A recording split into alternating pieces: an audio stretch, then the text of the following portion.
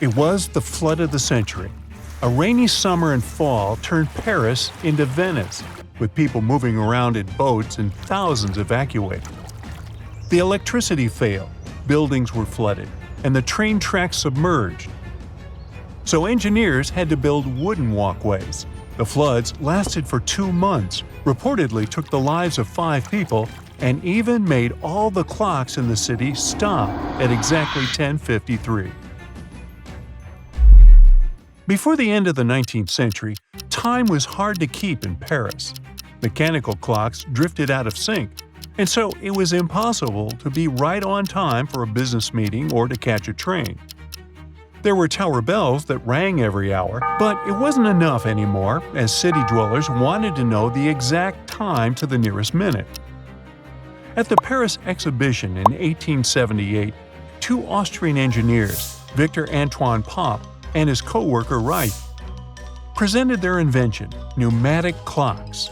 They were installed in Vienna in public buildings and on lampposts in busy places, and were successfully working for a whole year. Paris municipal authorities loved the invention and authorized the engineers to install public and private clocks using the same principle in the French capital.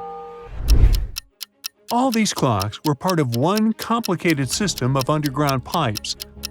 Instead of using electricity, they were working on compressed air. A central station would send a pulse each minute through iron pipes to synchronize time all around Paris. There were clocks in hotels, train stations, schools, streets, and houses. This network using air was a much cheaper and more reliable option than electricity. A spring or weight provided energy. When it was released, gravity did its thing, spinning the clock's wheel. There was also a little contraption, kind of like a pendulum, that rocked back and forth, keeping the gears moving at just the right pace. By tweaking the length of the pendulum, you could speed up or slow down time.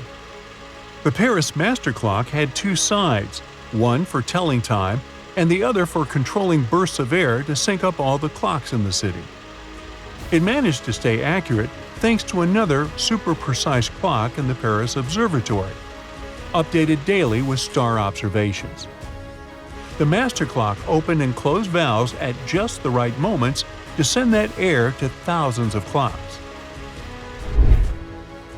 The system had an awesome ability to reset itself. A little pipe connected to the master clock pumped compressed air back into the pistons on the side, giving them a boost. These pistons then lifted levers attached to both clock systems, hauling those weights back up and resetting everything in a smooth cycle. The air from the master clock split into 10 different pipes, each heading to different parts of Paris. These pipes snaked their way through the city's tunnels, covering hundreds of miles, from the sewage to the metro tunnels. It took up to a minute for the pressure wave to reach the farthest clocks. The clocks were pretty plain. The minute hand was hooked up to a gear with exactly 60 teeth, matching the number of minutes in an hour.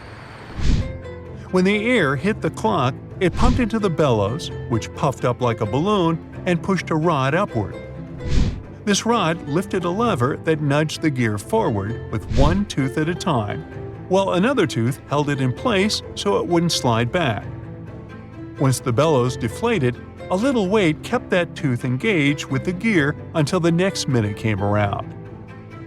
This setup ensured that each puff of air would nudge the gear forward by exactly 1 minute. The system wasn't just for fancy public clocks or train stations. You could have one of these clocks in your own house for just 30 cents a day in today's money. The system would work for years without a hitch, but in 1910, things went out of control. Parisians used a statue of a soldier at the Alma Bridge to check the height of the river. When the water reaches the soldier's feet, the river is closed. That year, because of the flood, the water got all the way to his shoulders. It was the highest the Seine had ever been.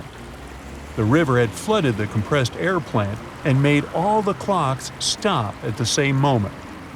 Engineers managed to repair the system, and the clocks continued to work for over 15 years, until the invention of accurate mechanical and electric clocks.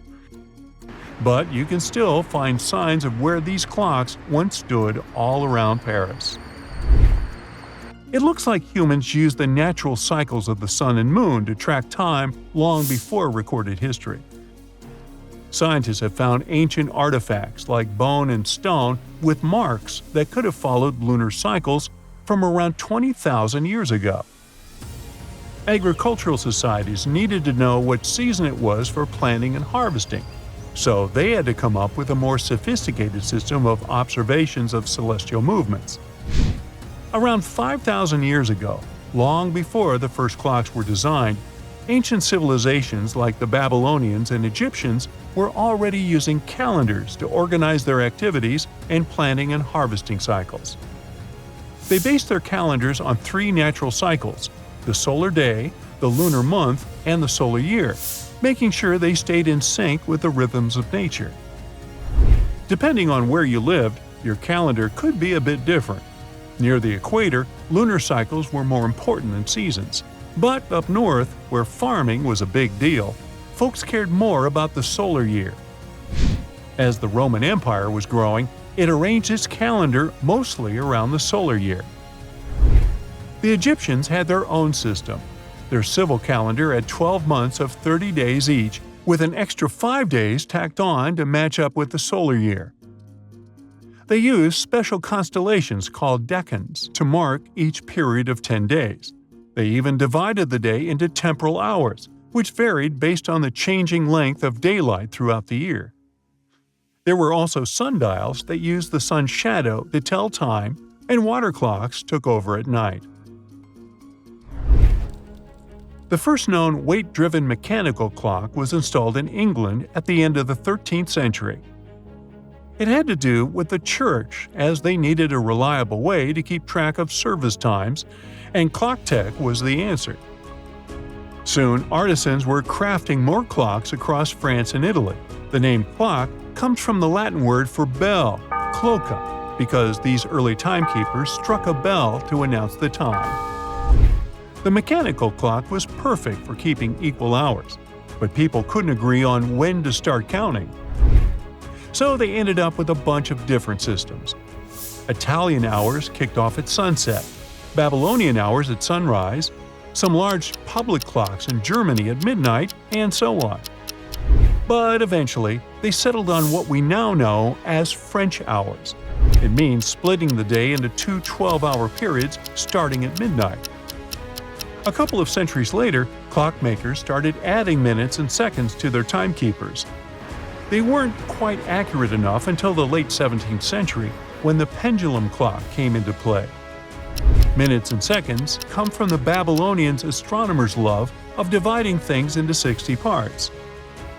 Now, not everyone loved the idea, and in France, they tried to go decimal with the hours, minutes, and seconds, but it didn't stick. Back in the 15th century, more and more folks wanted clocks of their own, not just relying on the clock tower. The problem was that these early clocks were not exactly portable. So some clever inventors swapped out the weight for a coiled spring, making clocks way easier to move around. Springs are super tense after winding them up. That's where the fusee comes in, a cone-shaped gizmo connected to the spring barrel. When you wound the clock, the fusee worked its magic, adjusting the tension of the spring so it wouldn't go haywire. The fusee stuck around for ages, even making its way into high-end timepieces like marine chronometers in the 20th century. That's it for today. So hey, if you pacified your curiosity, then give the video a like and share it with your friends. Or if you want more, just click on these videos and stay on the bright side.